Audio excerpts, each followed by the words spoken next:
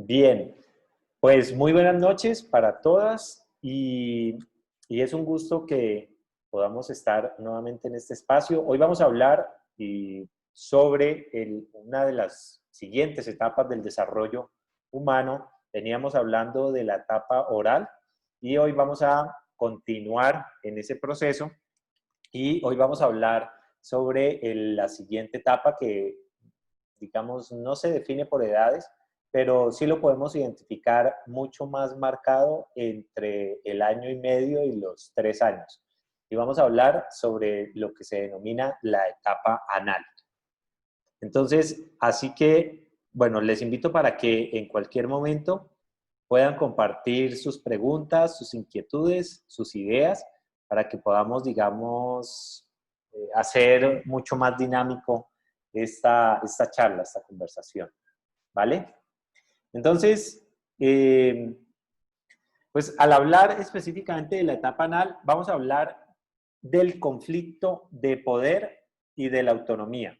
Ahí nos vamos a concentrar porque si bien en la etapa anterior estábamos hablando de un vínculo profundo en este proceso simbiótico del bebé con la madre, aquí vamos ya a tener, en esta etapa, vamos ya a tener a un bebé que se está convirtiendo en cada vez en más independiente. Ya estamos frente a un bebé que en el contexto normal y natural, voy a hablar desde el desarrollo en buenos términos, ¿sí? Desde luego hay niños pues que se retrasan o que no pueden hacer ciertas cosas que otros, pero vamos a hablar en términos generales, ¿vale?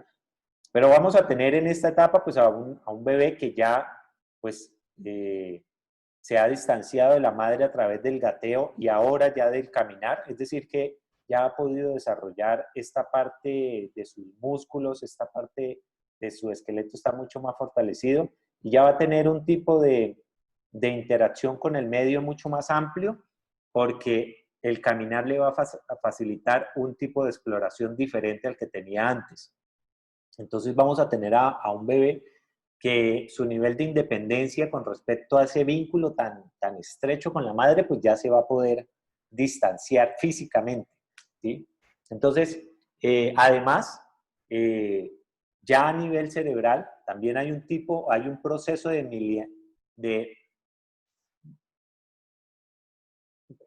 mi-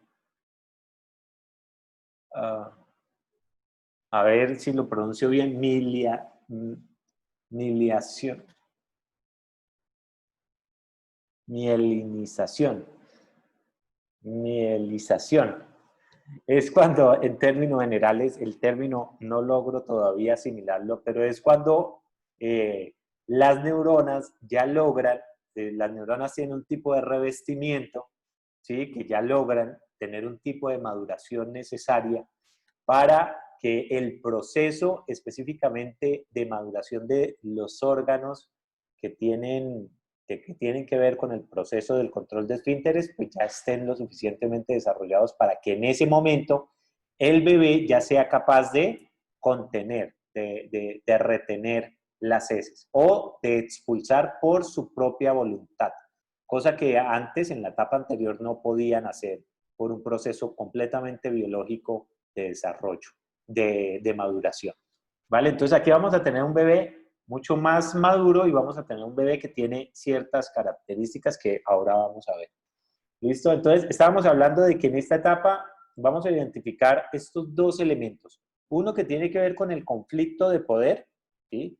Y el otro que vamos a ver que es la autonomía, el desarrollo de la autonomía en los bebés y nos vamos a centrar en este proceso que se llama el control de esfínteres. ¿Vale? Entonces, si tienen alguna pregunta o comentario, ya saben, habiliten el micrófono y lo van a poder expresar. ¿Listo? Entonces, en esta etapa anal vamos a tener unas ciertas características con relación a la retención y a la expulsión. ¿A qué nos referimos? Pues, en principio, a nivel biológico, pues nos estamos refiriendo a esos dos procesos donde el bebé intencionalmente, ojo, intencionalmente retiene las heces, ¿sí? Pero también a ese proceso donde intencionalmente las expulsa, ¿sí? Pero así como en la fase anterior esto tenía una connotación mucho más grande, pues aquí también va a tener un componente, eh, digamos, conceptual más grande, porque de esa misma forma también va a generar esta interacción con el mundo, ¿sí? Es decir, esta conexión con las relaciones sociales, tanto a nivel de retenerlas, después ahorita más adelante vamos a ver qué implica eso en las relaciones sociales, pero también en ese proceso de expulsar, ¿sí? De alejarse y de dejar ir, ¿vale? Entonces aquí vamos a tener un proceso que va a significar mucho para las futuras relaciones sociales.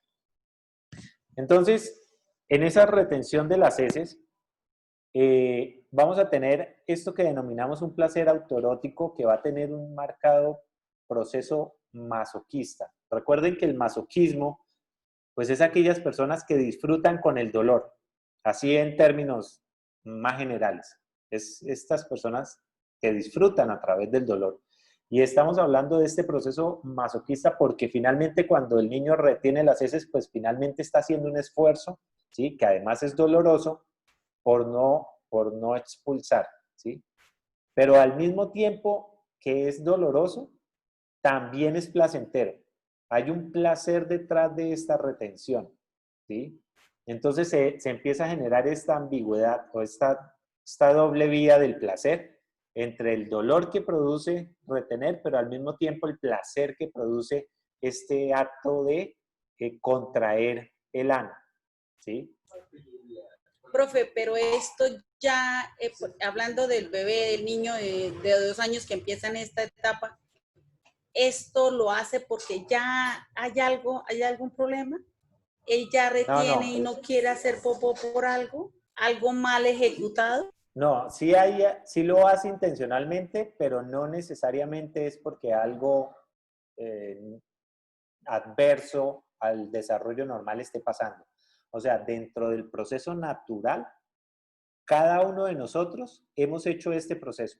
El proceso de retener las heces y el proceso de expulsarlas también. O sea, es un proceso completamente natural. El tema es cuando se quedan en ese espacio de retener, ¿sí? Y ahora vamos a ver por qué los bebés retienen las heces, ¿sí? Pero el tema es cuando se quedan ahí, pero de forma natural lo van a hacer, ¿sí? ¿Vale? ¿Y por qué lo van a hacer? Pues porque hay un placer, hay un placer de tipo erótico en eso, autoerótico, ¿sí? Pero no solamente tiene que ver por eso, sino también porque en esta acción, y esto va a ser muy importante entenderlo porque nos va a ayudar a entender o nos va a ayudar a ver con más claridad esto que los padres nos dicen cuando, o que ustedes mismos han visto como madres, cuando es mi bebé en estas edades está reteniendo. Los padres cuando los bebés en estas edades retienen, pues suelen usar los supositorios o hacen lavados o hacen un montón de artilugios, pues obviamente porque el bebé si termina reteniendo, pues termina generándose un dolor que se puede convertir en algo grave. Pero es que detrás de esta intención el bebé oja en estas edades, ¿sí? Porque puede pasar después y pues tiene una connotación ya pues de una falta de fibra y de unos procesos más de tipo alimenticio, ¿sí? Pero específicamente en estas edades, entre el año y medio y los 3 años, suele ser muy común que se presente. Y ahí lo que vamos a ver a nivel psicológico, ¿sí? Es que esta relación entre expulsión y retención está muy relacionado a este proceso de recompensa y de castigo a los padres. Les voy a contar un poco cómo funciona de forma como caricatura. Los bebés, a medida que empiezan a avanzar en su relación con la madre, y recordemos que ya estamos hablando de un bebé que puede caminar y que se puede alejar de la madre, empiezan a darse cuenta que la madre empieza a tener unas exigencias, y digo la madre, a veces es el padre, pero generalmente la que está ahí es la madre o la abuela, empieza a tener unas exigencias con relación a que el bebé haga del cuerpo, ¿sí? genere estos esfínteres en un determinado lugar. Y empieza a darse cuenta también cómo los adultos empiezan a poner un poco demandantes con respecto a este tema. Pero también empieza a darse cuenta que la madre y los adultos empiezan a felicitarle cuando hace en un momento determinado y en un lugar determinado. Entonces empieza a darle un significado a estas heces. Y es, primero, que es un producto de su propio cuerpo, o sea, empieza a haber una propiedad privada, llamémoslo, en las heces. Esto es un producto mío y al final parece que se convierte en una gratificación también para la madre. Es como si la madre al ver las heces estuviera recibiendo un obsequio, porque se alegra, porque se pone muy animada, porque lo felicita. Pero eso cuando pasa en la mica y pasa en un determinado tiempo. Pero cuando eso pasa en otro lugar, la madre se molesta y se pone brava. Recordemos que el bebé apenas está construyendo este conocimiento de cómo funcionan las cosas. Para el bebé simplemente es un producto de su cuerpo que no tendría mayor significado si para la madre no significara nada. Pero como empieza a significar algo, pues se empieza a convertir en un tesoro, ¿sí? En un obsequio para la madre. Y en ese sentido, pues cuando la relación con la madre no está en buenos términos, ¿sí? Porque recordemos que cuando la madre castiga o cuando la madre regaña, pues se vuelve un objeto malo, ¿sí? Y cuando la madre premia, pues se vuelve en un objeto bueno y gratificante. Entonces, cuando la relación con ella está en unos términos difíciles, pues lo que suelen hacer los bebés es castigarla con no entregarle aquello que ella desea. Es decir, retiene.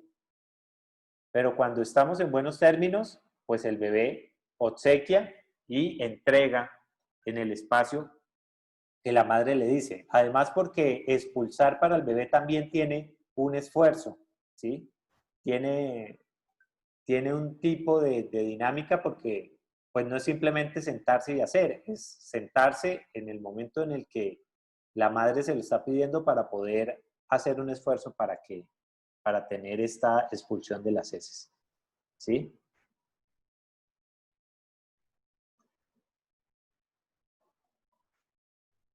Entonces, unido a este proceso, no sé si hasta ahí hay alguna inquietud, perdón. No sé si han podido ver ese tipo de procesos. No sé si han podido ver a estos niños en ese espacio de retener y de expulsar. Sí, profe, ese proceso se ha visto, pero uno no sabe el significado. O sea, los niños se alcanzan a evidenciar el castigo y el premio, y uno como mamá no alcanza a verlo. O sea, por ejemplo, hasta ahorita yo lo estoy analizando de lo que usted está explicando, de ver que es un premio, porque se alegra que lo hagan en la mica, que lo hagan en determinado lugar o tiempo, y miren, ellos sí lo ven como premio y castigo, y uno no ve eso. Claro, sí, claro, pero la madre sí lo ve. O sea, no lo ve conscientemente, pero la madre sí lo está interpretando. Por eso es que la madre felicita intencionalmente al bebé cuando logra hacer en la mica en el tiempo en el que lo hizo, ¿sí? Y por eso la madre se molesta y se enfada, ¿sí? Y lo reprende cuando no avisa, por ejemplo, y se hace en el pantalón, ¿sí? O cuando retiene también lo castiga o lo reprende, ¿sí? Entonces también lo está interpretando, solamente que no logra como verlo conscientemente ella. Por eso es tan importante, señora. Pero uno lo ve como premio, pero para uno, no para el niño. Ah, Porque, claro. por ejemplo, si hacen la Es que mica, premio no me tocó limpiar. el premio es para la madre. O sea, si Sí, el bebé le está dando un regalo a la mamá, ¿sí? Le está dando un regalo a la mamá, claro. No es un premio para él. Él sabe que puede expulsar y que puede retener. No, pues no lo sabe conscientemente, pero se está dando cuenta de que lo puede hacer. Pero es un regalo que le das a la madre, ¿sí?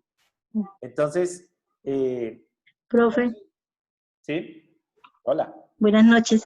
Apenas Profe, en ese caso, por lo menos a mí se me facilita mucho en los niños que llegan de 2 añitos que todavía no saben ir al baño y eso, entonces yo les explico primero, los llevo y les explico que, que bueno, que eso es parte de su cuerpo, que eso es suyo, pero que tenemos que se sale, que huele a feo y que le vamos a decir chao cuando él hace deposición.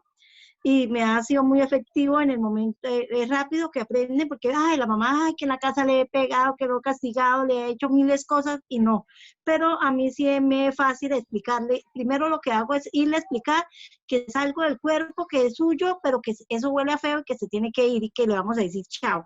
Y después un aplauso, un abrazo o algo así le celebramos. Y es rapidito, como a la semana ya captan y es rápido.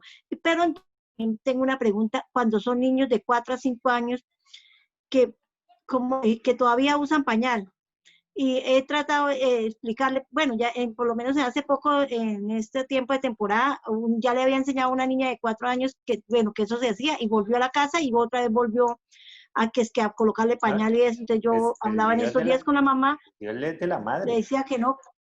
Sí, yo le decía a la mamá, no, mamita, ¿cómo nos vamos a retrasar si ya yo les enseñé, ya es una niña que va para preescolar y otra vez lo mismo? Entonces, ay, profe, pero es que yo no quiero. Entonces yo hablé, dije, bueno, pásame la niña y yo hablo con ella. Hablé y le expliqué y ya hoy me dijo, hoy era el cumpleaños y ahí me dijo, profe, yo ya me limpio sola y ya no me vuelvo a colocar pañales. No, es que no se va a volver a colocar pañal porque ya eres grande, ya para preescolar y como. Entonces sí, pero entonces sí hay veces, hay casos que suceden que ya de 4 años y todavía usan pañal. No, eso tiene que ver con la mamá. O sea, totalmente, ¿sí? El bebé a esa edad logra entender completamente el proceso. Por eso ese espacio que tú haces es muy adecuado y es hablar y explicarles cómo se están dando cómo se va a dar el proceso, porque él entiende todo, ¿sí? Digamos, de pronto no logra asimilarlo conscientemente, pero está entendiendo la dinámica de lo que pasa, ¿sí? Eh, el tema en esto que mencionas de un niño de 4 o 5 años que todavía usa pañal, pues evidentemente es la madre que o tiene un rasgo obsesivo que no puede ver la sociedad, o es una madre que finalmente está completamente eh, desviada del proceso y no quiere asumirlo, no quiere ver que su bebé está creciendo. O sea, depende, ahí hay muchas variantes, pero es la madre finalmente sobre la que tiene este lío, ¿no? Que no quiere dejar que su hijo avance en las etapas. Eso me recuerda, por ejemplo, ayer, voy a hacer un paréntesis para mostrarles la relación tan profunda que tienen, voy a parar aquí un momento, la relación tan profunda que tienen las madres dentro de estos procesos de desarrollo. Como ya habíamos hablado de la etapa oral, ¿sí? Ayer justamente estaba con una familia en donde la niña tiene 2 años y la niña aún está lactando, ¿sí? Pero entonces cuando vinieron con la niña se desenvuelve completamente tranquila e independiente en todo el espacio, ¿sí? Pero en el momento en el que tiene una frustración, en el momento en el que algo se le restringe, algo se le prohíbe, la niña de una vez corre hacia la madre y empieza a pedirle seno, ¿sí? Entonces la madre se quejaba porque la niña estaba muy dependiente a ella, ¿sí? Y cuando empezamos entonces a preguntarle, bueno, ¿por qué no, por qué no ha parado el tema de la lactancia? Pues empezamos a identificar lo que es obvio a través de lo que venimos hablando y es la madre, ¿sí? Estaba profundamente vinculada al tema de poder proteger a la niña a través de este espacio. Es decir, estaba tratando de refugiarse en la niña, en la bebé, de unos conflictos que ha tenido con la pareja, ¿sí?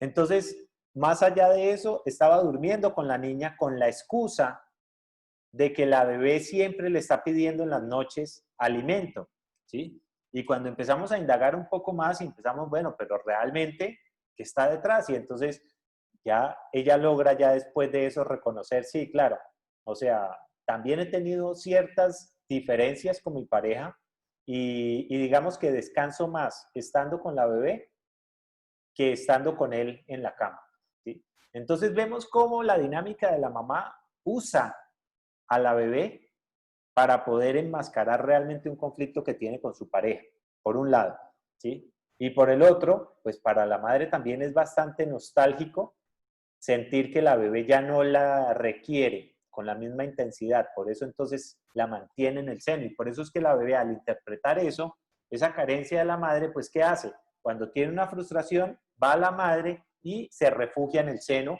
para tratar de calmarse, ¿sí?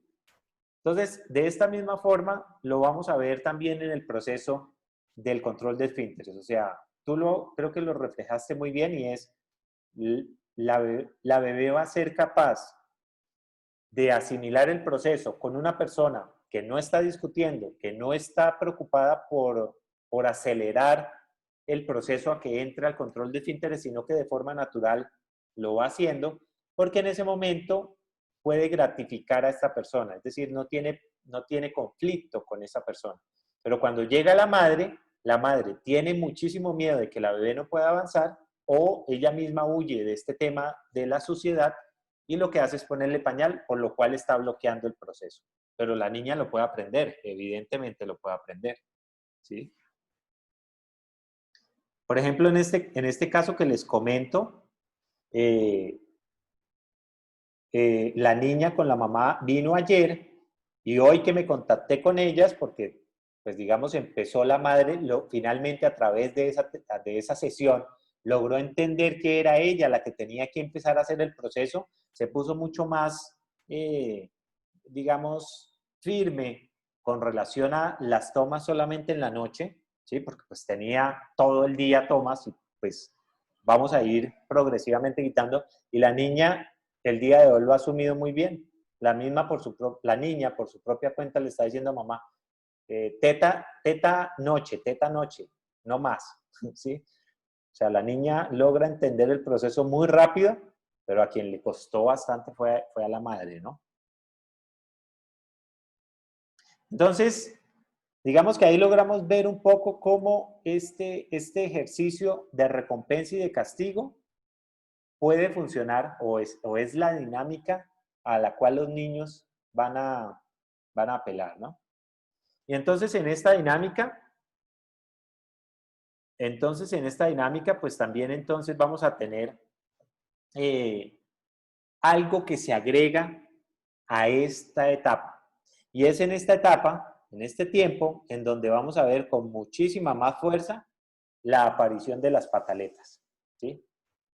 Vamos a ver entonces en este tiempo, aparece entonces el tema de lo que les mencionaba al principio, el tema del control, ¿sí? El tema de la situación de poder, ¿sí? Y aquí se va a marcar algo con mucha fuerza, y es los padres ejerciendo un control mucho más estricto sobre sus hijos, y los bebés tratando de bloquear, contener, pelear contra eso. ¿Se han dado cuenta? Que generalmente las pataletas se incrementan o se hacen mucho más fuertes entre el 1.5 y los 3 años, y que generalmente cuando tienen un tratamiento adecuado, después de los 4 años empiezan a descender y se vuelven mucho más tranquilos y complacientes. Pues tiene que ver con que lo que está en juego en esta etapa es esta lucha de poderes. Es decir, ¿quién entonces manda sobre mi propio cuerpo? Porque lo que el padre y la madre finalmente quieren es controlar el cuerpo del niño. Y el niño se está dando cuenta, el bebé se está dando cuenta, que ese cuerpo le pertenece y que él tiene control sobre ese cuerpo, ¿sí? Entonces empiezan en una confrontación de bastante agobiante, ¿no? Porque ya ustedes saben cómo funciona el tema de las pataletas, ¿no? Cuéntenme si han visto este ejercicio de poder, ¿sí? Seguramente si han presenciado una pataleta, pues van a ver al padre diciendo, tienes que hacer esto, y al niño diciendo, no lo voy a hacer, ¿sí? Porque además está el elemento de querer el niño, el bebé, poder ejercer con mayor autonomía. Eso es lo que busca, la autonomía, ¿sí? Profe, en eso de las pataletas, pues el papá a veces actúa como el castigo, ¿sí? Pero hay por lo menos en el caso de nosotros los ignoramos, los dejamos ahí un ratico, y después como que se le olvida y empieza nuevamente a integrarse con los demás. Claro. Entonces no sé ahí Nosotros, claro, nosotros, eso que mencionas, lo identificamos es, ignoramos la pataleta, pero atendemos al niño. ¿Eso qué significa en palabras concretas? Ignorar la pataleta significa ignorar lo que la rabieta o el espectáculo, la escena que el niño está haciendo, ¿sí? Pero cuidamos al niño, es decir, cuidamos que no se haga daño, cuidamos que no le haga daño a nadie más, cuidamos que no esté en una situación de riesgo, ¿sí? Pero finalmente, ignorar la pataleta significa que esa acción no ejerce un efecto en nuestras emociones, es decir, no nos angustia, no nos inquieta, no nos saca de nuestro control, que eso pues suele ser lo que hace, lo que sí pasa con los padres, ¿sí? Entonces los padres sienten pena, sienten vergüenza, se sienten malas madres y se sienten confrontadas por esa situación, por eso es que se enganchan, ¿sí? A empezar a decirle cálmate, quédese quieto, obedezca, ta, ta, ta. Pero eso es lo que hace finalmente es que el bebé entre con mayor fuerza en ese estado de confrontación.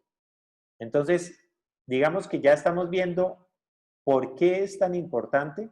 No sé si les es todavía claro, pero es por entender por qué es tan importante que en esta etapa los padres necesitan evitar a toda costa confrontar, discutir, entrar en un conflicto con los niños, ¿sí?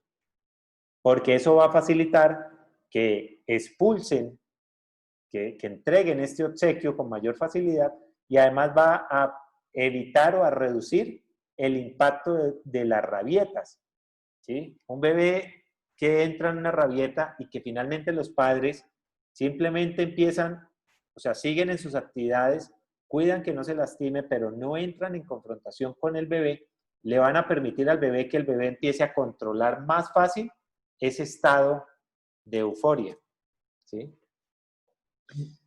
Y otra de las cosas que va a ser importante también para ayudar al bebé, porque ese estado de euforia en esta edad va a estar presente. Otra de las cosas es poder facilitarle también espacios específicos, controlados, donde el bebé pueda ejercer esta agresividad, esta expresión de la agresividad de forma libre, pero en un espacio concreto, ¿sí? Entonces, esto se puede hacer en estas edades, especialmente a través del uso de este mecanismo de defensa, que es el desplazamiento. Va a ser muy importante poder usar el desplazamiento como un mecanismo clave para poder ayudar al bebé a que no retenga, sino que expulse, exprese toda esta agresividad o toda esta rabia que tiene. ¿Sí? ¿Qué tiene por qué? Pues por el tema del control y por el tema de querer poder ejercer una autonomía. Entonces, ¿hacia dónde podemos canalizar, desplazar todas estas situaciones que están pasando en esta etapa? Pues hacia varios elementos artísticos. Uno de ellos es, por ejemplo, cuando compensamos el juego tan insistente que el niño, el bebé quiere tener hacia las heces, pues lo podemos canalizar hacia el espacio de la arcilla, de la plastilina, del arenero, del uso del agua, ¿sí? Porque ustedes los habrán visto, ¿sí? Quieren hacer uso de las heces, quieren hacer uso de los orines, pero entonces usamos el mecanismo del desplazamiento para que puedan canalizar las mismas deseos hacia elementos que sean pues mucho más factibles para su manipulación, ¿sí? Por eso van a ver a los bebés tomar la astilla y apretarla con fuerza. Va a ser un momento de la vida donde van a ver que generalmente los padres se quejan porque aruñan, porque los bebés aruñan a otros bebés, porque golpean, porque tiran cosas, y eso va a ser parte de su expresión de la agresividad. Por eso va a ser importante facilitar escenarios y espacios específicos donde puedan canalizar esa agresividad a través de esto que les menciono. Arcilla, plastilina, arenero, agua, ¿sí? Pero también puede hacer a través del dibujo y por eso el uso de los crayones, que sean colores grandes, para que ellos puedan marcar de forma muy, muy fuerte, ¿sí? Muy remarcada, ¿sí? Porque eso les va a ayudar también a expulsar, a sacar toda esa rabia que tienen frente a estas estructuras de poder que están ahí, ¿sí? ¿Recuerdan cuando estuvimos en la etapa anterior, en la etapa oral, cuando hablábamos de esa natural intención del bebé de ejercer cierto daño a través del uso de los dientes? Bueno, aquí va a ser no a través del uso de los dientes necesariamente, porque también a esta edad suelen morder, pero pues eso es un rezago de la etapa oral, pero sí van a hacer ese uso de la violencia, de la agresividad, a través de sus manos y de su cuerpo, ¿sí? Van a hacerlos a través de sus manos y de su cuerpo. Bien. Profe, pero no me queda claro por qué un niño es agresivo y otros niños no. Porque todos los niños no son así, ¿cierto? Pues, o Hay sea, niños que muerden, otros niños que no. Hay sí, niños...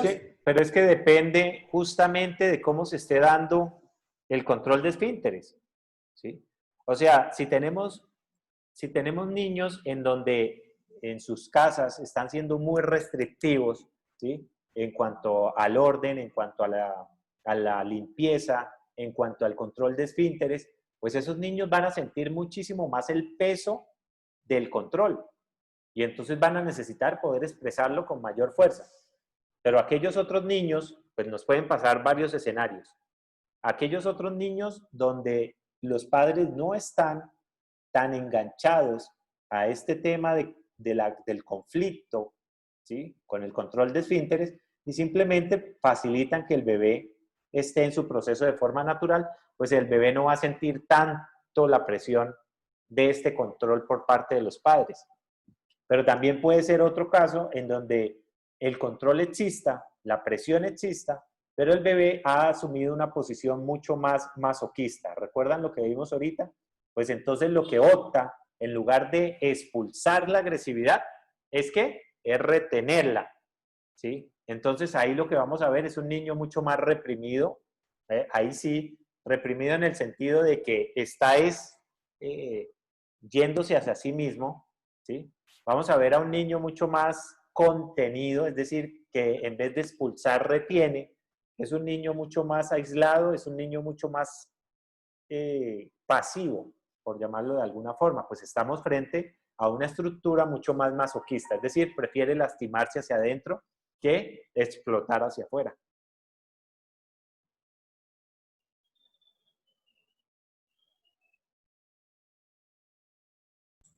Es decir, todo depende de cómo se maneja el control de esfínteres. Entonces, cuando, por ejemplo, las mamás que le pegan a los niños porque no se sientan en la mica, o sea, que se busca correa, se busca castigo, este niño, ¿cómo va a ser? Supremamente agresivo, ¿cierto? Pues opta por las dos, ¿sí?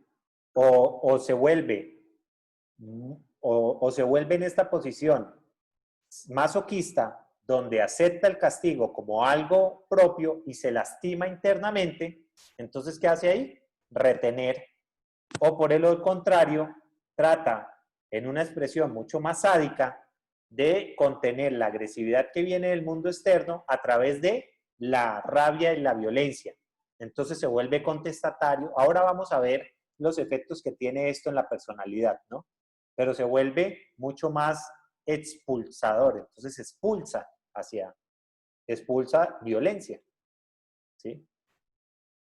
Entonces, claro, ahí tenemos un fuerte componente que tiene que ver, o sea, es con la crianza y es con los padres.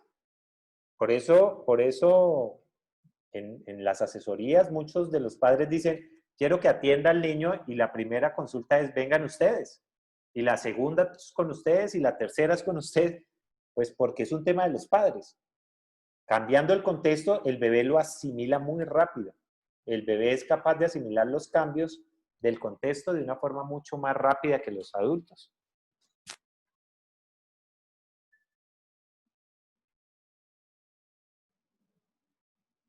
Entonces, o sea, es muy importante que ustedes conozcan estas etapas porque va a ayudarnos a entender cómo es la construcción de la personalidad, ¿sí? Es decir, ¿qué es lo que está construyendo la personalidad? Pues, ¿cómo pasan las etapas?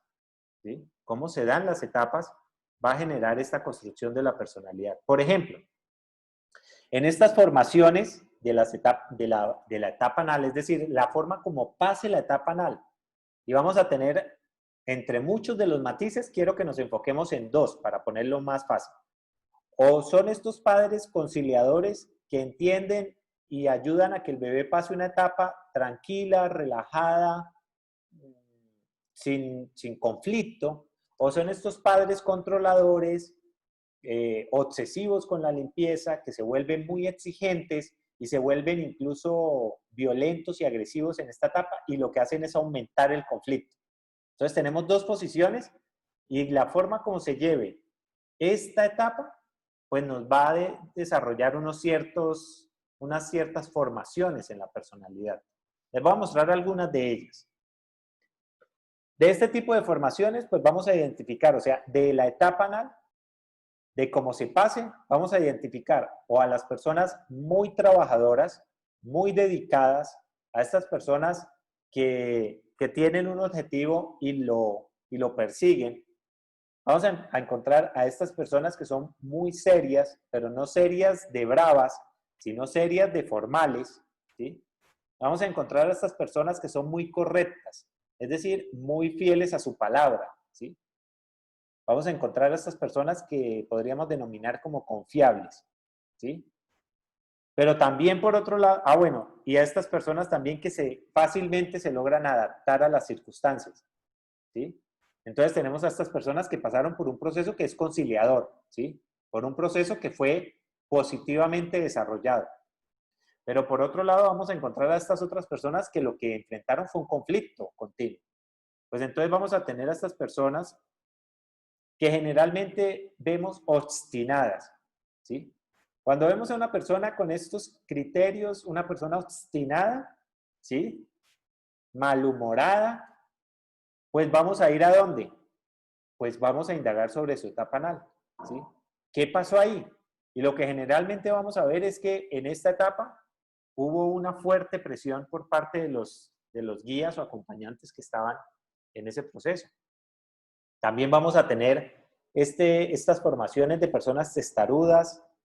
Vamos a encontrar ahí también un fuerte componente de lo que más adelante en su personalidad va a estructurar este tema de la suciedad, del desorden, indisciplinados, ¿sí?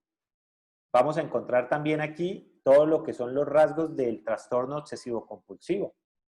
O sea, una de las piezas fundamentales del trastorno obsesivo-compulsivo lo vamos a tener en el proceso de la etapa anal, de cómo se dio.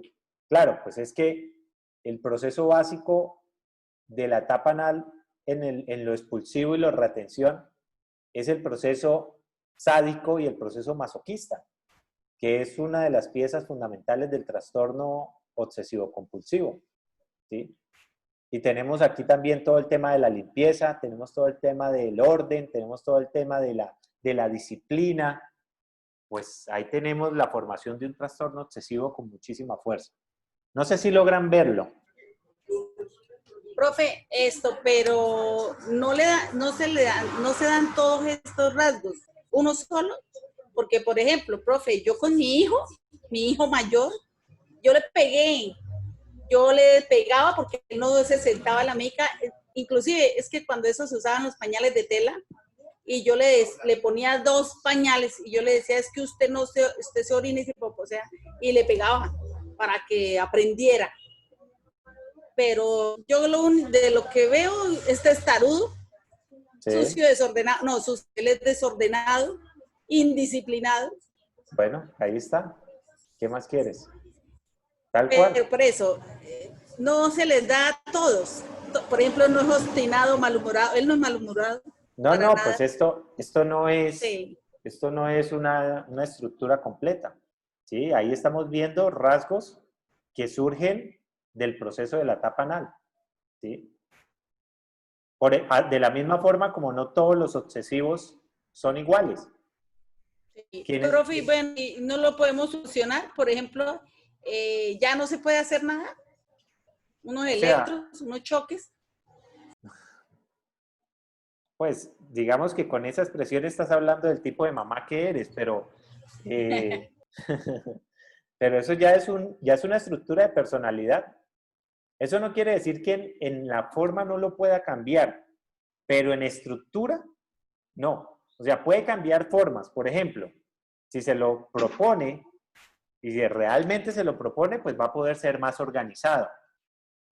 Pero como la estructura de su personalidad, como la estructura ya tiene una huella en ese proceso, pues va a ser una de las cosas o que no le va a interesar trabajar o que le va a costar muchísimo poder trabajar. Porque es que eso está anclado al tipo de relación que tiene contigo. Es decir, lo que construye esta estructura es la relación que establece con la madre. Y es que finalmente, mientras tú sigas siendo su madre, es decir, de aquí en adelante, pues esa relación que él va a tener contigo es de una madre que es severa, de una madre que es muy estricta, estricta en el tema del control de esfínteres, de una madre que es bastante, no quisiera usar la palabra, pero pues en términos psicológicos y en el contexto del control de esfínteres, pues sádica, ¿sí? Y la expresión que acabas de usar, pues no la verifica, ¿no? Entonces, esa es la imagen que él tiene a nivel interno de lo que fue su proceso de esfínteres. Eso no significa que los otros hermanos tengan la misma estructura, porque es que la madre cambia con cada uno de los hijos. Con una fue severa y con los otros puede haber sido más flexible. Entonces eso cambió el estilo de personalidad de los demás.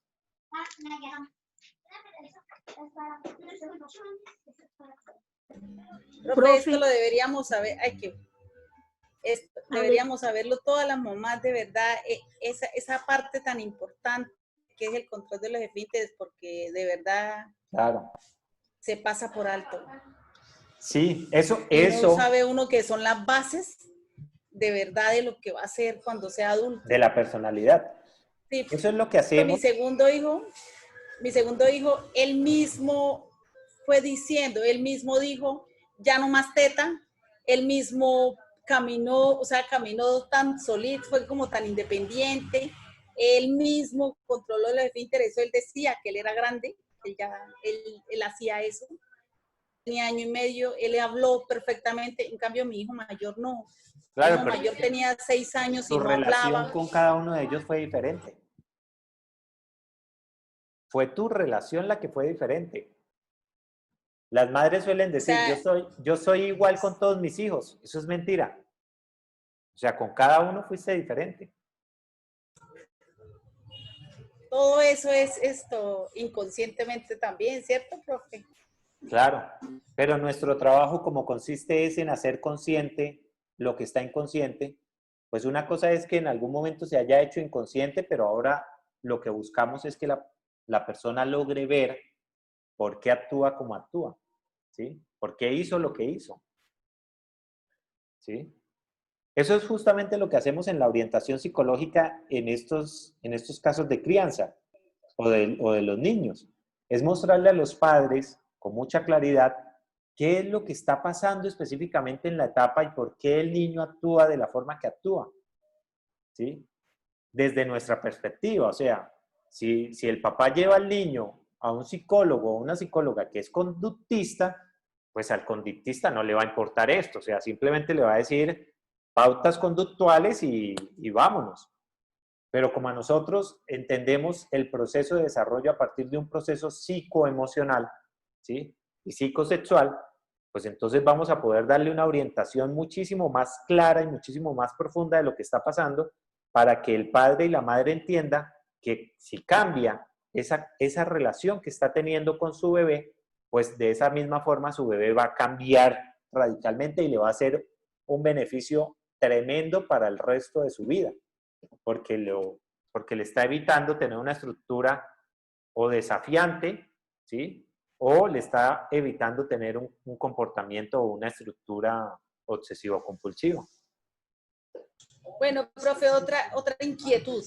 Por ejemplo, nosotras como madres comunitarias, que siempre se piensa que la mamá es la formadora, todo viene, lo que más recibe es de la mamá, el niño de la mamá. Y cuando una madre comunitaria maltrata al niño, eso también va a ser como la huella para cuando ellos crezcan.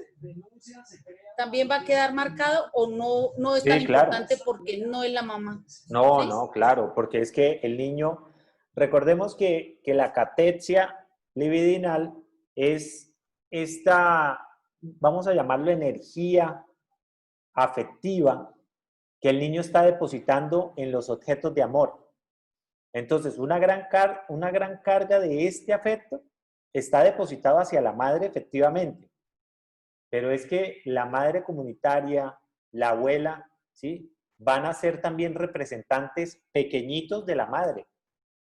Entonces, para el bebé, en cierta medida menor, pero igualmente también hay un vínculo afectivo, la profe va a ser también un objeto de amor para ese bebé. Entonces, claro, si la madre comunitaria, si la guía lo violenta, pues también va a marcar una profunda huella en ese bebé. Evidentemente, sí.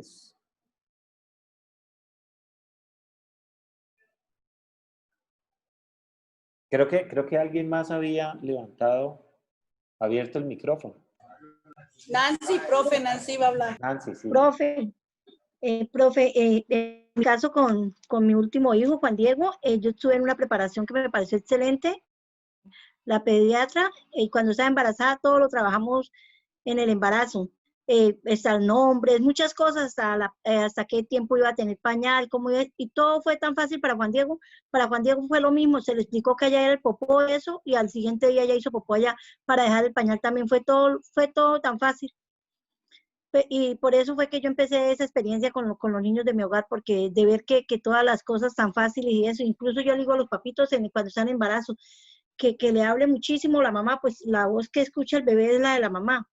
Entonces yo a las mamitas que están embarazadas les digo, háblele en este momento, es lo importante que le hable a su bebé, porque usted cuando nazca va a hacer todas las cosas más fáciles. Entonces es súper importante que en ese momento hablarle, porque a mí me pareció efectivo esa terapia que me hacía la doctora. Claro, Nancy, porque lo aprendiste muy bien, ¿no? Así justamente como tú lo mencionas, es el proceso, justamente, ¿sí? Ese es justamente el proceso, o sea, lo aprendiste tal cual, y por eso, al tú aprenderlo, pues tu hijo simplemente lo aplicó, ¿sí? Lo aplicó porque mamá está mucho más enfocada en cuáles son los pasos que hay que seguir, y el bebé, pues obviamente lo aplica muy bien, ¿sí?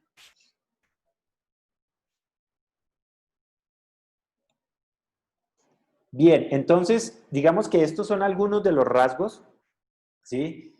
Y también tenemos algunas otras características, ¿sí? Por ejemplo, todo lo que son estos rasgos, recordemos que aquí estamos hablando de un proceso, como les decía al principio, de retener y de expulsar, y que se va a ver muy reflejado en la forma como más adelante ese sujeto va a interactuar con su medio social, ¿sí? Entonces, vimos ahorita algunas formaciones que se generan para la personalidad, y ahora vamos a ver otros elementos adicionales que se generan a nivel de estos caracteres comunes para las relaciones sociales. Entonces tenemos aquí, en esta etapa, algunos elementos como aquellas personas que se forman posesivas, que se forman mezquinas, que se forman avaros, ¿sí? ¿Por qué? Pues porque todo esto de lo que nos está hablando, ¿de qué es? Pues de la retención, ¿no? Está hablando de cómo retener las heces, y recordemos que si las heces han sido simbolizadas como un premio, pues lo que retiene finalmente es todos estos elementos que después se van a traducir en personas avaras, en personas que poseen a las otras personas, a personas celosas, a personas que quieren acaparar, ¿sí? Pues todo esto viene de la forma de cómo retiene, ¿sí? Hacia adentro estos elementos del control de esfínteres.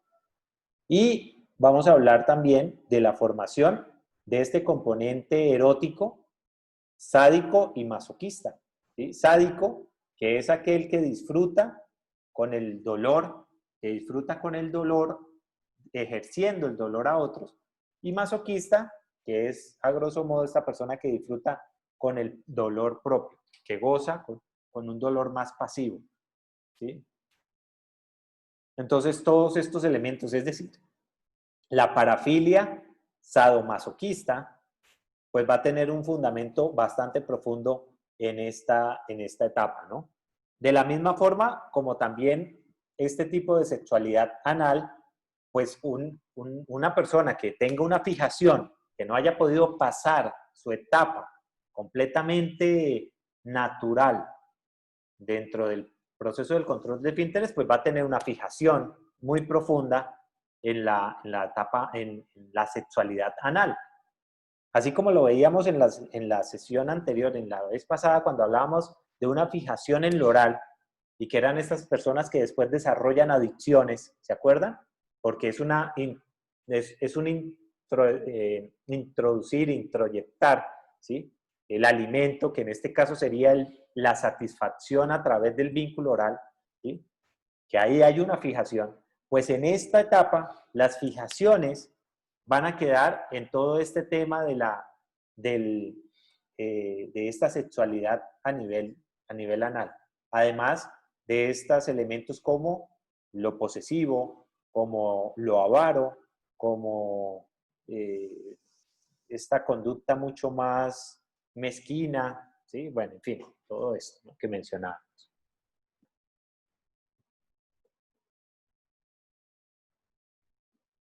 Por ejemplo, en el espacio de consulta suele ser muy común identificar en las personas que tienen este nivel de fijación a nivel anal, ¿sí? Cuando empezamos a ver estas características, una persona mucho más desordenada, mezquina, posesiva, un poco más avaro, y empezamos a indagar en estos procesos de cómo se dio ese proceso anal, ¿sí? Y empezamos a identificar todas estas características de control, de violencia, de fuerza, y suelen tener una tendencia o un gusto o una predilección por el sexo anal y lo piden frecuentemente a sus parejas. Incluso suele ser una de las cuestiones que sus parejas sexuales más le critican, ¿no?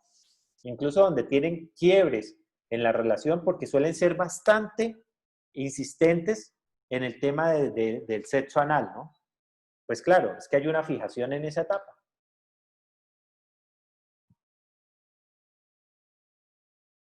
Bueno, no les voy a preguntar si les ha pasado sobre este tema, pero pues sí sobre otros temas. ¿Qué más han podido ver de estos o si tienen alguna pregunta de lo que hemos visto hasta ahora? Hola, profe Fabián, ¿cómo estás con Emily? Hola. Profe, en mi caso, por ejemplo, cuando mi hijo estaba como de 2 añitos, que yo obviamente le compré su mica para que incitarlo a que hallara donde debía hacer sus necesidades. Entonces resulta que muy travieso, esperaba que yo lo bañara, lo vistiera, pues era bien lindo. Y ahí sí se hacía. Y entonces, no, empezó la batalla en que yo no es ahorita, yo sabía más o menos que él tenía pipí o que se tocaba o empezaba como a apretar la piernita. Entonces lo llevaba y me quedaba ya 5, 10, 15, 20, media hora y nada. ¿Sí? Y no hacía. Bueno, listo. Se levantaba y a veces me decía con la mano, ya, ya. Y él sabía que no, pues que obviamente no había hecho. Uno en esa etapa está que todo es gracia, ¿no? Y listo. Lo bañaba otra vez y la misma cosa. Ay, no, hasta que un día, bueno, y el papá no creía. El papá no creía porque precisamente llegaba al mediodía por el almuerzo. ¿Por qué este niño estaba así, si de pronto en el momento sin la ropa? ¿O es porque lo estoy cambiando, porque lo bañé, porque hizo esto? No, pero ¿por qué cuando yo estoy él no es así? Entonces hasta que un día llegó precisamente al mediodía y descubrió que sí era verdad y que lo hacía él. Ese día tal vez no recuerdo si era que estaba de descanso, pero vivió el proceso, no le gustó, lo cogió y le dio un par de correazos y en la vida volvió a hacer el proceso. No sé si eso estaría mal o estaría bien, pero pues indaguemos. ¿Estás dispuesta a que indaguemos un poquito? Bueno. ¿Cuántos años tiene ahora tu bebé? ¿O tu hijo? 13. ¿13? Sí. ¿Cómo es él? Mm, ¿Desordenado? Claro. Ah, por allá está protestando. Desordenado, sí. Tal cual, papá cuando lo distinguí. ¿Sí? Y Sí. no, y dice, por ejemplo, el papá dice, eh, la mamá, ¿sí? La culpa siempre de la vaca. Es la que da el ejemplo, la que dice, la que todo el tiempo tiene que estar diciendo, listo, uno les da el ejemplo, todo el tiempo se les está diciendo, todos los días como el carpintero, dale, dale, dale con el mismo, Pero ¿sí? a la edad en la que él está ya no necesitas hacer esa dinámica. O Exacto, sea, ya no, porque ya tiene nos que... salimos un poquito del tema, pero Ujú. ojo, nuestra forma de acompañar la educación de los hijos es diferente en la primera infancia, es diferente entre los 6 y los 10 años y es diferente en la adolescencia. Tiene que cambiar completamente porque el adolescente no soporta, no tolera el tema de las cantaletas. O Por sea, ejemplo, no lo no sé tolera. si está haciendo algo bien ahorita, por ejemplo, pues yo estoy muy centrada ahorita en lo académico y yo me levanto, Pero no deberías porque ya tiene 13 años. no, o sea, escúchame, me levanto y empiezo con mis quehaceres o mis cosas y ahorita por la modalidad virtual, pues él ya no se levanta a las 5 y no más tardecito, 6:30, 7. Entonces yo lo que le digo es, ve y prepara tu desayuno, ya sabes lo que tienes que hacer. O sea, no estoy como atendiéndolo como lo atendía anteriormente cuando tenía que levantarlo a las 5, llevarlo al colegio y eso. Es más, en el último semestre, antes de la pandemia, ya no lo llevé al colegio, simplemente le dije, este año se va solo. Y es solo porque igual estamos cerca, ¿sí? Va al trabajo y almuerza ya conmigo y ya, entonces ya se estaba volviendo a coger esa rutina de que él iba al colegio, iba al trabajo y almorzábamos los dos, se volvía a la casa y ahorita estoy en el proceso de que levántese, ve y haga su desayuno. Por ejemplo, ahorita le dije, bueno, estoy en una videoconferencia, prepare la comida, son un par de sándwiches, uno para mí, dos para usted. Entonces, no sé si está bien ahorita ese proceso de que no es que no lo quiera atender ni que quiera ser amable con él, sino que él también ya tiene que ir como aprendiendo a defenderse en ese sentido. ¿Sí? Claro, ¿no? Ya que por ahí una vez a la semana, pues ya lo atiendo y eso. Y seguramente va a valorar mucho. O sea, el objetivo es que él aprenda que lo que está gestando es la libertad de poder hacer sus cosas por su propia cuenta. Pero bueno, Exacto. volviendo al caso, ¿sí? Para mirar el tema del efecto que puede causar el control de esfínteres en este caso, quiero preguntarte algo. Sí. Eh, cuando tiene una rabia o una frustración o tiene algo que le inquieta, eh, ¿es explosivo o retiene? ¿O retiene la explosividad y se guarda las cosas así muy profundamente? Como las dos cosas. ¿Cómo es Pues eso? Son dos cosas. tiende como, tiende como a protestar, Ok, ¿sí? sí, pero Hace mal la cara, pero de igual forma va y lo hace. ok, retiene. No, Sí, porque efusividad significa que tira la puerta, grita hasta nada más no poder y se golpea o golpea algo. No, pero eso no no, es. Claro, claro. La tendencia muy seguramente va a ser es a retener, ¿sí? A retener. A retener significa guardarse las cosas, ¿sí? ¿Lo has sí, visto? en ocasiones. Y no es, pues Eh, no necesariamente es muy común, pero también este tipo de personalidades suelen acumular cosas, como guardar cosas, coleccionar cosas, ser coleccionistas. ¿Le pasa a él? mm, será amontonar los libros y no organizarlos. Bueno, pero eso Eso ya es desorden, ¿no? ya es desorden. No, Pero no, pues, no colecciona así como, no le he visto esa actitud de coleccionar cosas y no guarda nada en absoluto así. entonces mira, ahorita hace un momento me preguntaban si esto es algo que se puede modificar. Sí, pero en la adolescencia, ¿sí? Recordemos que en la edad en la que está, que son 13 años, aún nos, o sea, hay unos puntos de fijación en donde no se pudo pasar, pero aún no se ha constituido la personalidad como algo mucho más, como el carácter, digamos, mucho más sólido. Exacto. Diferente, por ejemplo, el caso de la otra compañera, pues que el hijo de ella ya tiene más de 22 años, 25, bueno, no sé. Pero en el caso de este chico que tiene 13 años, pues la adolescencia es una segunda oportunidad para poder pasar las etapas de una forma mucho más acordes. Yo creo que uno de los puntos que fueron complejos de eso tiene que ver con, o sea, de lo que relatabas, está el hecho de que si esperaba ser bañado para luego hacer, lo que estaba haciendo era reteniendo, intencionalmente retenía, para después poder castigar, ¿sí? ¿Cómo castiga? Expulsando en el momento en el que la madre ya no se lo está pidiendo. Entonces, ahí había una confrontación entre madre e hijo, ¿sí? Exacto, eso sí he notado en él, que le gusta Claro, confrontar, hasta con una risa para hacer sufrir a la que está al frente. pero hay que ayudarle a que resuelva eso para que no se convierta en un criterio de personalidad. Y luego llega el padre y refuerza el conflicto a partir de los golpes. Claro, dejó de hacerlo porque es que lo que sintió fue miedo. Entonces, ¿qué es lo que Exactamente. sentimos cuando sentimos miedo? ¿Qué hacemos? Contenemos, ¿sí? Entonces, a partir de ese momento ya contuvo, ¿sí? Pero el tema es que lo que contuvo fue su propio manejo del control de su cuerpo, de su corporalidad. La adolescencia va a tener que ser su segunda oportunidad para que pueda pasar una etapa anal lo más relajado posible. Pero en este momento, pues no consiste en el control de esfínteres, ¿sí? El adolescente no necesita tener una mica. ¿Cuál es entonces la expresión del control de esfínteres o de la etapa anal para el adolescente? Ujú. Pues su desorden, su suciedad y su indisciplina, su falta de estructura. Ese va a ser el referente sobre el cual él se va a montar en términos de la etapa anal.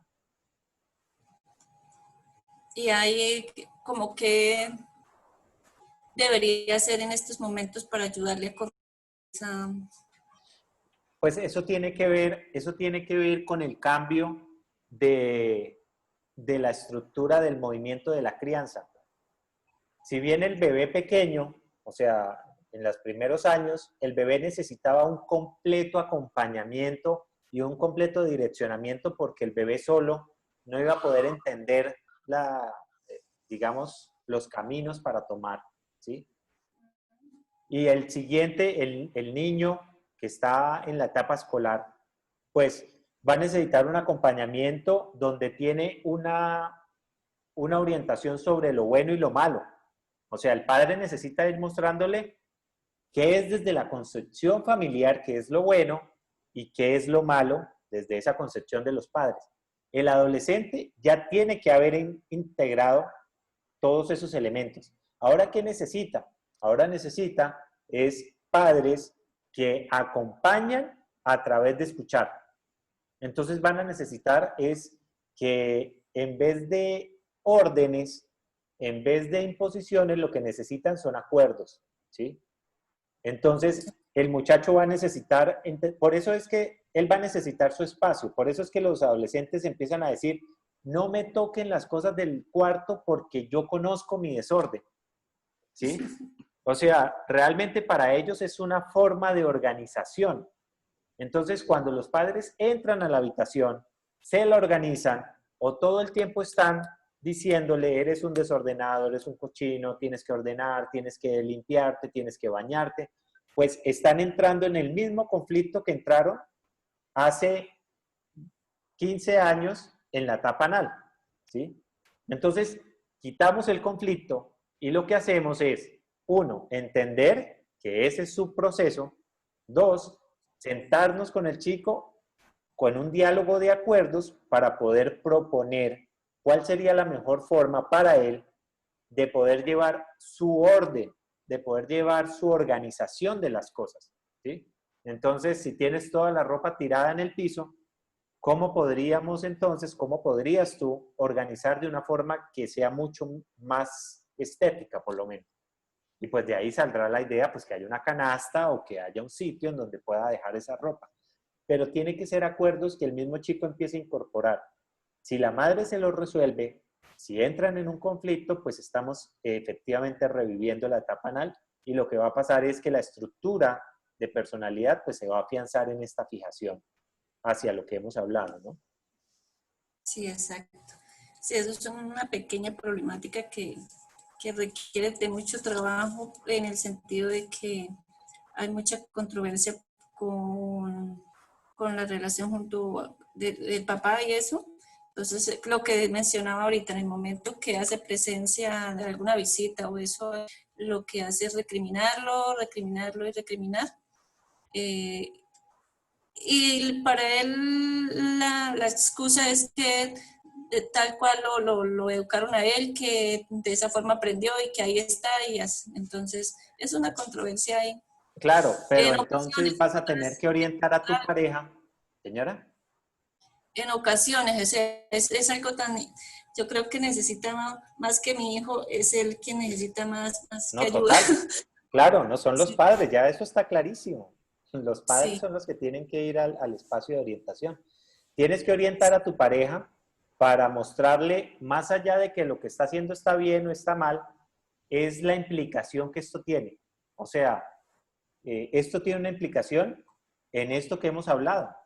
Testarudez, posesivo, testarudo, eh, confrontador, ¿sí? sí, Entonces, o sí. sea, el riesgo es bastante alto para tratar de dañar todo un proceso que es más importante por andar viendo de que si pone los zapatos en una esquina o si los pone en el otro. Sí, claro, en la mente de los padres está que le estoy formando en disciplina, pero no sabe que lo que está formando es en un rasgo obsesivo compulsivo, que eso es otra cosa, ¿sí? Entonces, Sí. una cosa es la disciplina cuando hay un intercambio de acuerdos y otra cosa es una disciplina impuesta que lo que está generando es un trastorno de personalidad. Pero pues los padres lo hacen por amor, obviamente, pero pues una cosa es hacerlo por amor y otra cosa es hacerlo con ignorancia. Ya tenemos el conocimiento suficiente para poder hacerlo mejor. Exacto, sí, señor. Entonces, Hay que nada, cambiarlo. oriéntalo para poder decirle pilas porque tenemos algo más importante que hacer y es ayudarle a que estructure una personalidad mucho más sólida, ¿sí? Recordemos también que de esta etapa no solamente salen estas cosas negativas, también sale la estructura confiable, la estructura trabajadora, la capacidad para adaptarse con mayor facilidad a las circunstancias nuevas. Entonces tenemos también un potencial ahí. También la relación con el dinero, ¿no? Recordemos que en muchas de las ocasiones el dinero simbólicamente está relacionado con lo cochino, con lo sucio, ¿no? Con esto, por eso a veces le dicen a uno no coja los billetes porque están sucios, ¿no? El billete no está sucio, eso son puras ideas simbólicas, culturales, que vienen con una relación muy profunda con la etapa anal. Pero entonces de ahí viene esta aversión a nivel psicológico del uso y del manejo del dinero. Entonces, eh, una persona necesita tener una interacción con la sociedad, con el desorden a cierto nivel para que también se pueda permitir disfrutar de ciertos beneficios económicamente hablando. Pues sí. Es un proceso que toca que ponerle mucho cuidado y trabajar en él profundamente.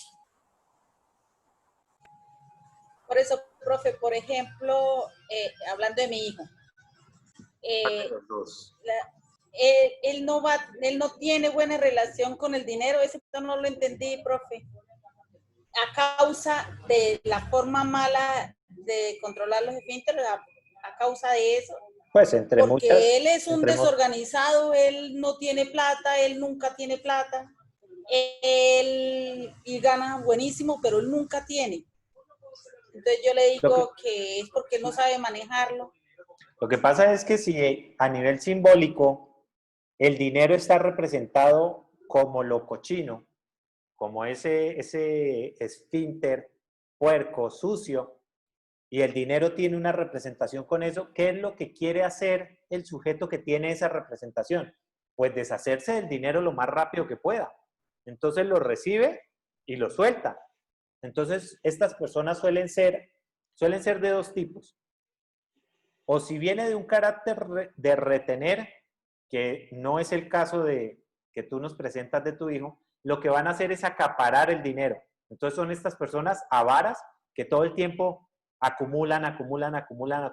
No es este el caso. Tu caso es el contrario. Y es estas personas que cuando el dinero llega, como es algo visto como cochino, como sucio, como inmerecido, entonces lo que hace es que llega y lo suelta y lo gasta, ¿sí? Porque necesita es bajar el baño para que ese popó se vaya. Sé que estoy siendo un poco gráfico, pero pues la idea es verlo a nivel de caricatura. Y está bien, pero ahí llego yo a la preocupación. ¿Cómo se puede ayudar? O sea, ¿cómo se puede ayudar a una persona que ya está formada? Pues que ya está mal formada. Claro, el primer paso es que el primer cambio tiene que ser de la madre. O sea, la madre que lo educó no lo puede deseducar. La madre se tiene es que transformar a sí misma. Tiene que poder identificar las cosas que pasaron en su proceso con la crianza de sus hijos, con su propia crianza, con su propio proceso y transformarse a sí misma. Cuando esa madre pase de este nivel de conciencia a este más evolucionado, ahí sí va a poder decir, voy a empezar a ayudarle en algo. Pero antes no. O sea, si la madre no ha pasado de un nivel de conciencia básico a uno más evolucionado, la madre simplemente va a seguir reclamándole, ¿por qué no eres orgullo para mí demostrándome tu cambio? Pero lo que el chico le puede decir es, no espere mi cambio, haga el suyo. Entonces el cambio en ese caso es de la madre, por ejemplo. Entonces en ese punto es la madre dedicarse a su propio proceso y dejar que su hijo haga el suyo. Es decir, básicamente es acepte a su hijo, ámelo profundamente y véalo a través de quién es, no a través de quién debería ser. Que no lo veas a través del filtro del ideal que quisieras. Míralo a través de lo que es. ¿Es desordenado? Pues tienes una primera opción mientras sigues avanzando. Acéptalo así. Este es mi hijo, es así y lo amo y pues le disfruto su desorden. Porque si no te gusta, pues lo tienes que cambiar en tu propia vida. No lo vas a poder llevar a la fuerza a un psicólogo. Él tiene que ir por su propia voluntad. Cuando esté listo de poder hacer su propia transformación, él va a tener que tomar la decisión, va a tener que sacar el dinero, va a tener que hacer el esfuerzo para ir a su propio proceso que es completamente individual. ¿Sí? Entonces, no, ya lo que hiciste. Y él me dice, profe, mami, porque yo soy así. Mami, bueno, yo quiero cambiar, yo no quiero así, mami, de verdad. O sea, ¿qué me pasa? Él me pregunta. Entonces, en ese caso, tú no le vas a poder resolver. Lo que yo te recomiendo es no le digas ideas, ya no te corresponde darle ideas, te corresponde transformarte a ti misma y le vas a tener que decir, mire, ahorre todos los días un monto de lo que gana y vaya y saque una terapia con el que usted desee, pero empiece su propio proceso psicológico para que entienda, para que resuelva y para que transforme. Pero eso no se lo puede estar pidiendo gratis a la mamá, porque ya la mamá hizo lo que hizo, bien o mal, pero pues ya lo hizo. O sea, que no trate de sacar gratis la sesión con la madre, que ahora tiene que hacer su propio proceso. Espero, bueno, no sé, yo soy directo porque es la vía que veo, ¿no? Gracias, profe, así debe ser. Claro. Y esta forma le ayudaría a entender que el dinero puede ayudarle a conseguir caminos buenos para encontrar soluciones. Exacto. Claro, una de las cosas es que tiene que usar su propio dinero para poder hacer cosas grandes que lo exalten, ¿sí? Porque por lo que entiendo, hasta el momento ha usado el dinero es para nada, para deshacerlo. pero no ha construido algo realmente grande con ese dinero. Entonces, pues que lo use realmente para su propia transformación.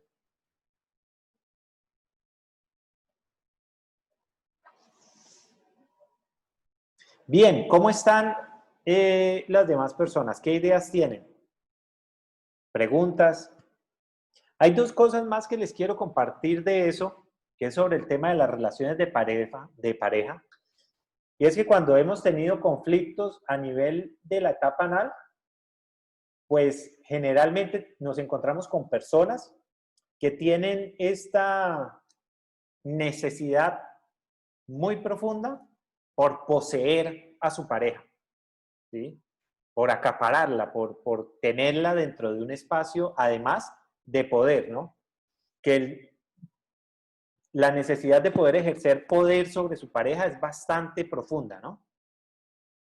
Entonces, digamos que ahí tenemos un rasgo con relación a cómo se dan estos encuentros de pareja.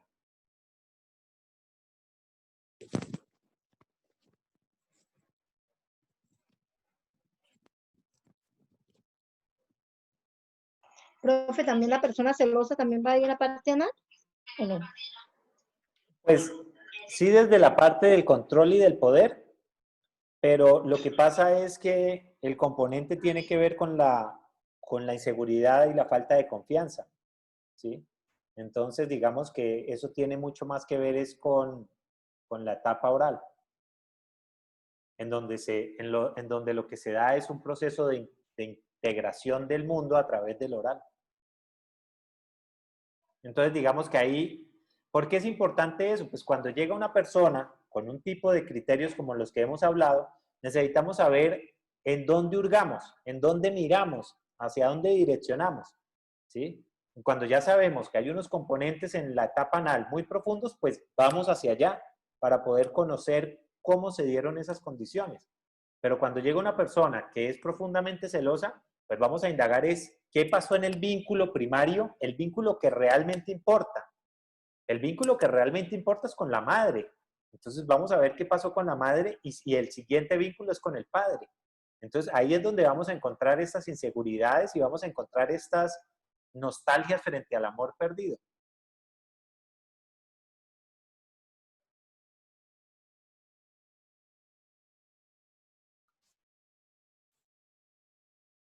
¿Sí?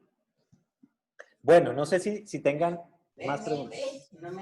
Todo tiene que ver con estas etapas porque, por ejemplo, profe, él duró hasta los 4 años y medio tomando teta. Y eso también fue un proceso para quitársela. No, pues ya eso lo vimos en lo oral, ¿no? O sea, hasta No, los por eso, 4 profe, años, un sino proceso que que debe durar 6 también, meses. y él en este momento, él se come de las uñas hasta casi quedarse sin dedos. Y además que tiene más adicciones. O sea, esta debe ser una y además debe Y tener come más mucho. adicciones. Come mucho, claro. Incorporación del amor. ¿Qué más? Y adicciones, pues debe tener bastantes. ¿En qué se gasta el dinero? Él no haya que comprar. Él si ve unos zapatos se los compra. Por ejemplo, ahorita que tiene los niños, dice, mami, me quedó un bono, me quedó en la tarjeta tanta plata, le compré unos zapatos al niño, le compré, o sea, cosas que son innecesarias. Sí, él no haya en qué gastar. ¿Sí? O sea, eso lo rastrearíamos en la etapa anal, como ya lo hemos hecho, pero el tema del seno hasta los 4 años, pues obviamente ahí está hablando de una dificultad para establecer relaciones y vínculos afectivos, ¿sí? Y una dificultad para poder tener seguridad, confianza, amor propio, porque ese es el vínculo directo con la madre. La madre es la que le debía proveer seguridad, confianza para que saliera adelante y se desprendiera, y lo que hizo fue mantenerlo 4 años prendido a ella, ¿sí? Y lo que le generó que es, sin mi madre yo no soy capaz de ser nadie, ¿sí? Entonces hay un nivel de dependencia bastante fuerte. Me imagino que también habrán episodios bastante fuertes de celos. De celos contra los hermanos. Y contra las parejas. Y contra todos. No. Celos generalizados. No, profe, y él ha tenido 2, o sea, una y esta que ahora con la que se quedó, con la que tiene los niños. pero él es súper celoso, él dice que él debería solo existir aquí en la casa. Y otra cosa es, profe, que uno cree que uno los ama muchísimo, pero entonces yo pienso que a él nació, se enfermó y me lo quitaron por 16 días y no me lo dejaban ver. Entonces digo, eso pasó en ese transcurso de ese tiempo. O sea, que él sintió que yo no lo quería. No, pero es que después llegó a casa y lo que decidiste hacer fue, ahora no te voy a soltar y te voy a proteger porque soy yo la que tengo que cuidar de que no te pase nada. Y así lo tuviste en el seno 4 años. 4 años y medio, sí, señor. Y aún tiene 20 y algo, 20 y tantos. 28, 29 cumplió hoy. Y aún todavía mamá está pensando cómo protegerlo, cómo cuidarlo, está pensando qué le puede hacer para salvar. O sea... Sí, profe. La que no ha podido salir de la nostalgia de no haber estado en los primeros años, en los primeros días de su nacimiento, fuiste tú. Te costó bastante poder despegarte de él y ahora, pues generaste que él simplemente sea una extensión tuya. Pero eso que mencionas es muy importante. Miren, esto no tiene nada que ver con el amor de los padres. Ojo, una cosa es amar profundamente a alguien y otra cosa es que depositemos en esa persona nuestras frustraciones y nuestros propios temores y nuestros propios traumas, ¿sí? Cuando yo siento el temor de no quiero quedarme solo, no quiero perder, entonces amarro y acaparo, pero eso no tiene que ver con amor, eso tiene que ver es con un trauma mío, con un temor mío. Entonces, amor y la crianza no tienen mucha relación. O sea, pueden haber personas que no amen profundamente y aún así sean muy buenos cuidadores, como pasa con los profesores. Hay docentes que no aman a sus estudiantes, no tienen por qué amarlos y aún así son muy buenos cuidadores. Como hay padres que los aman profundamente, que serían capaces de dar la vida por sus hijos y son terribles criando. O sea, amor y crianza generalmente no tienen mucha relación. Lo tremendo es que nadie nos había dicho eso antes, o sí lo habían escuchado. Generalmente siempre nos montan en estas novelas platónicas en donde amo profundamente a tus hijos y eso los llevará al reino de los... Eso no los va a llevar a ningún lado. Ama a tus hijos porque los amas y punto. Pero tienes que saber cómo criar. Son dos cosas completamente diferentes, pero en nuestra cultura no nos lo enseñan. Entonces, ¿dónde deberíamos aprender eso? Pues en psicología. Les recomiendo entonces que miren a François Dolto. Miren a François Dolto, psicoanálisis y pediatría. Es súper sencillo en un lenguaje muy claro, pero pues obviamente ¿qué más les puedo recomendar si no es psicoanálisis? ¿Sí? Pero entonces léanlo porque es muy sencillo, pero eso va a ayudar a entender un poquito más cuáles son las formas de entender las pautas de crianza.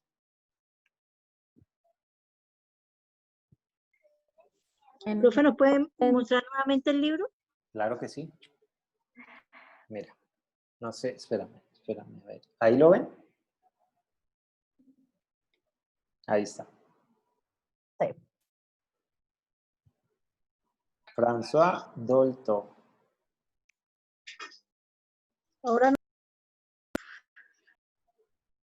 Suele ser un poco complicado conseguirlo. Los libros de François Dolto son complejos de conseguir, pero si tienen la oportunidad de conseguirlos, no lo duden. Consíganlos. Realmente les va a ayudar muchísimo en su formación.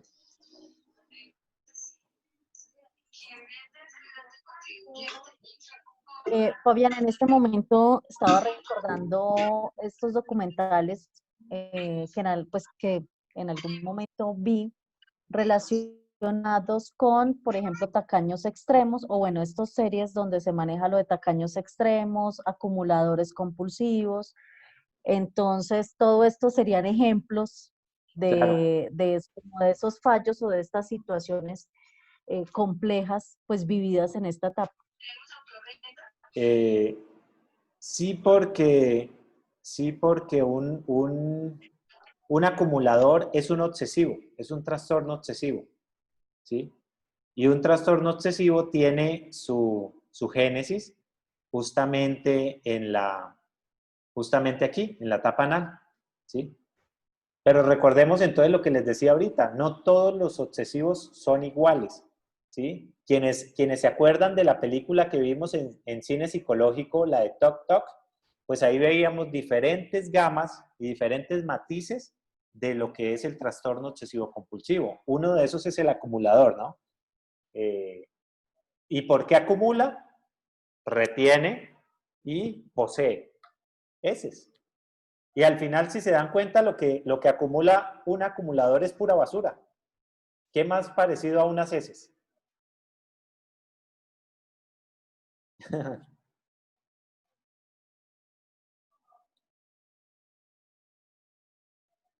A mí me encanta mucho, como ya se han dado cuenta, el psicoanálisis, porque el nivel de reflexión con respecto a la investigación individual de la historia de vida de los sujetos, junto con la asimilación a los procesos, a la teoría, es tan profunda que casi parece